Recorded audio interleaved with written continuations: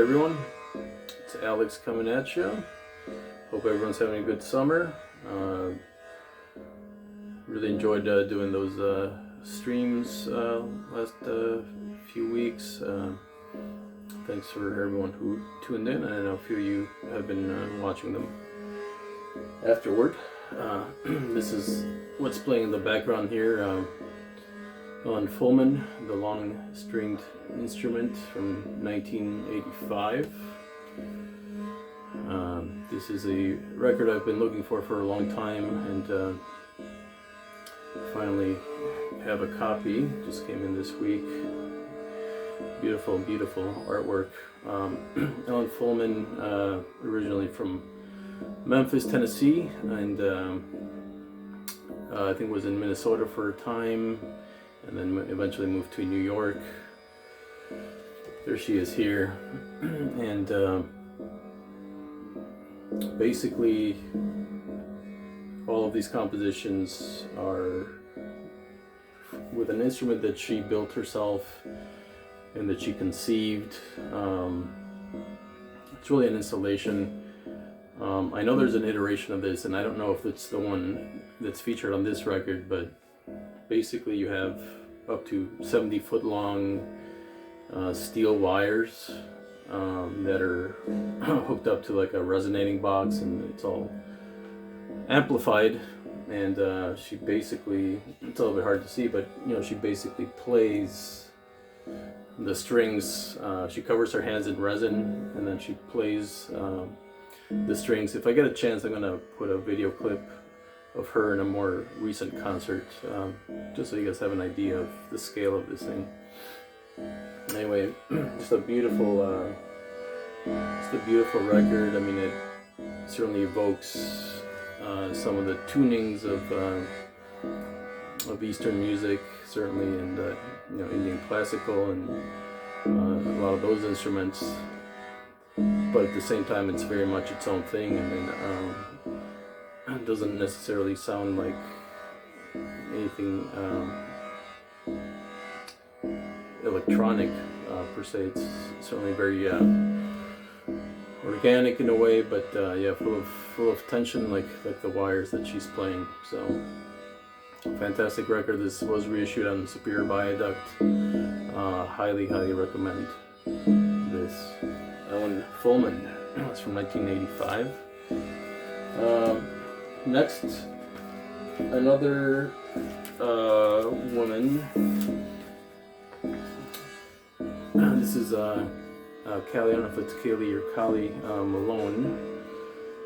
This is a release from 2022, from this year. Just came out a few weeks ago. You know, much like Fullman back in 1985, Malone is in her late 20s now.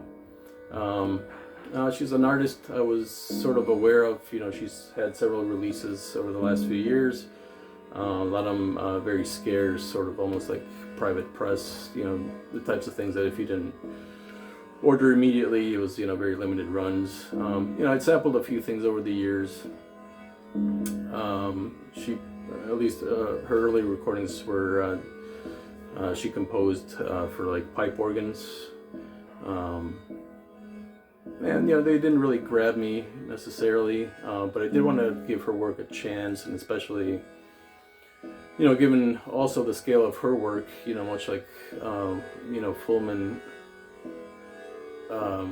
you know, just in the medium that she works, I really wanted to kind of listen to one of her albums properly, and, you know, blast it as loud as I could, and try to understand that there's sort of a physical aspect to her music that I had been missing before. And I was interested in this release also because of the instrumentation, which is different for her. She's got a trombonist, bass clarinetist, and then she's playing the ARP 2500 synthesizer, as well as the Watt Bourdon, which from what I understand is basically like a mechanized or a motorized hurdy-gurdy. So I was very interested in that, and also this was released by the GRM the group de recherche musicale out of France. You know, they've been around for over 60 years now, as an institute for experimental and electronic artists out of Paris. So this was work that she did in Paris, and of course this beautiful cover kind of drew me in as well. It's sort of a tribute to maybe Rembrandt. It is a photograph, not a painting, but so yeah, all of it combined, I kind of wanted to check it out. And yeah, I gotta say, especially in side 2, things really develop nicely into a nice crescendo. And yeah, as I suspected, the louder you play it, kind of the more of a physical reaction that there is. In fact, there are a lot of things sort of resonating and sort of tuning up, frequencies kind of resonating and vibrating and shaking things in the room. Similar to kind of with the effect that you get with some of the more traditional drone stuff like Sun. Incidentally, the guy from Sun who does a ton of visual art, Stephen O'Malley, he actually did the artwork for this, as he does for a lot of experimental artists, but not involved with the actual recording as far as I know. But yeah, and actually the instrumentation, and I think the inspiration sort of reminded me a lot of this record, which I've shown before, Crystals, New Music for Relaxation 2 with Craig Kuka from '82 on Folkways. Here too, you have the trombone and the arp synthesizer. No bass clarinet, but you have a bass trombone.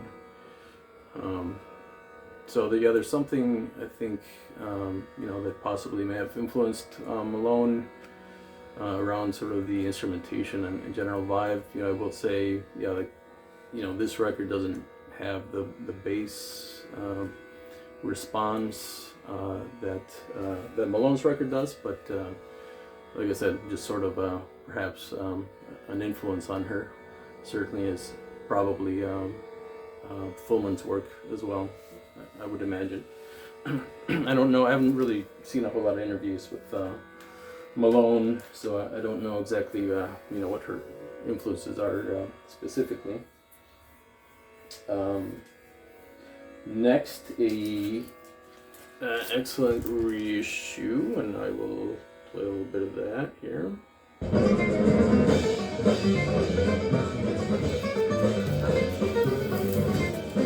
So next we have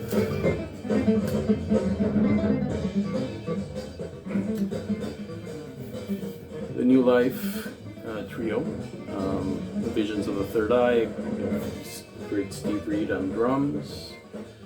We have Brendan Ross on guitar, who here, and the great David Workman on bass. Of course, on the Mustevics label, Steve Reed's label. And so this is the last one in the Mustevics series that I did not have. This is re-reissue. I think it was reissued last year. I kind of slept on it, forgot about it, sold out. But they just repressed this, and Dom was nice enough to set aside a copy for me at the shop, and I just got this about a week ago or so. And there's the group there. Yeah, but here, for me, Workman and Reed are one of my favorite rhythm sections in jazz of all time. Both of them have this very sort of fluid and textural, I suppose, way of playing. Workman lays down some very really groovy bass lines, funky, not in any traditional way, but certainly funky in a way. And then Steve Reed has this sort of like minimalist, almost sort of Yeah, very textural style, and yeah, I just really love that combination. And then you had Ross, who at least on side one, he's playing the acoustic guitar, and I don't know, he kind of has this like almost like Django Reinhardt-esque feel. I mean, obviously a lot more modern, but you know, it's almost like he's invoking like a modern version of Django Reinhardt, and then you had the great rhythm section. Yeah, you get something really cool, really interesting. Glad they reissued this.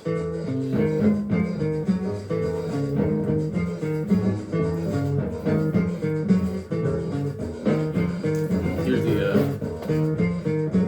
the rest of the series on Mustevics. Very fortunate to have original copies of the other Mustevics Sounds records. This is Nova. Again, you have Wertman. Actually, no, not on this one. You have Richard Williams on bass on this one. Ahmed Abdullah on trumpet. So that's a classic one. And then you have this one. I think this is the first one on Mustevics Sound, if I recall correctly. Yeah, this one does feature Wertman and Arthur Blythe, Charles Tyler. I mean, fantastic lineup. Really cool covers too. We got Odyssey of the Oblong Square. Another fantastic one. There's like a black cover variant of this one. This one again featuring Wertman on bass. Charles Tyler, Arthur Blythe on reeds.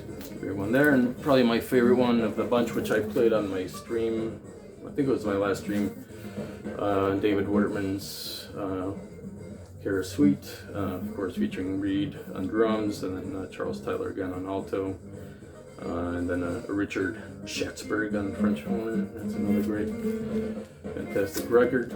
So yeah, glad to complete the series. I don't think I'll come across an original of this anytime soon, and frankly, I think side one is a lot stronger. Side two, Ross is playing the electric guitar, and I think, at least for my taste, kind of a more sort of pedestrian type of sound on that one. And then finally, a record that, so I'd actually found this for Dom. Yeah, I think this winter, maybe like in January or something, February. I was at a local shop, Atomic Records in Burbank, then an original copy of this. So I ended up sending that to Dom. But yeah, kept it in the back of my mind. Really enjoyed the record, and thought I would be on the lookout, and if it came up at a reasonable price, that I would jump on it.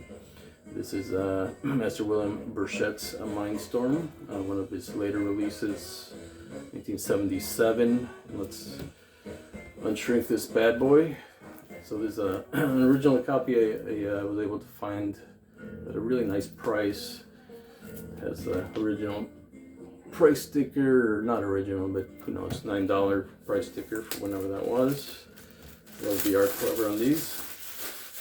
I'm sure Dom will do a series on Burchette, so I don't want to take too much time here, but yeah, a weirdo sort of loner occultist, experimental, sort of neo-primitive guitar player, American.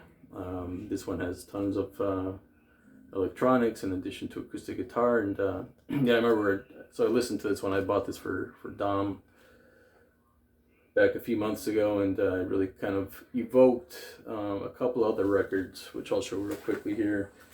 And I think I've shown these before too.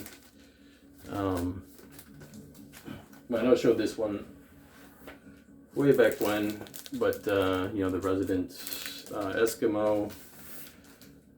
This is from '79, the Burchette from '77. Of course, this is the sort of concept album from the Residents.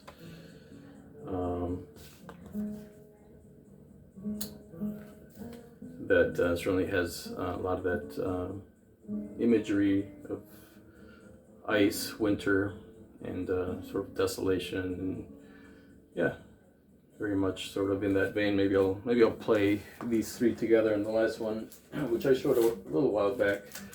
I think I got it last summer perhaps.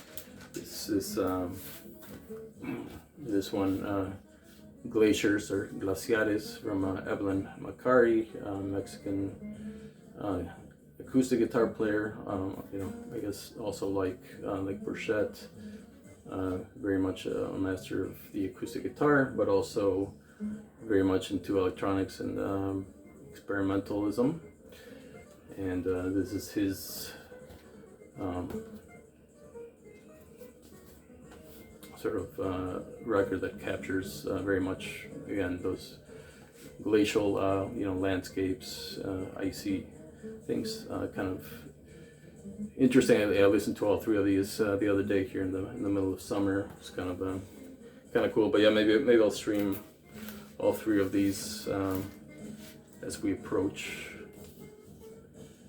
maybe in the later part of the year as it gets a little bit colder.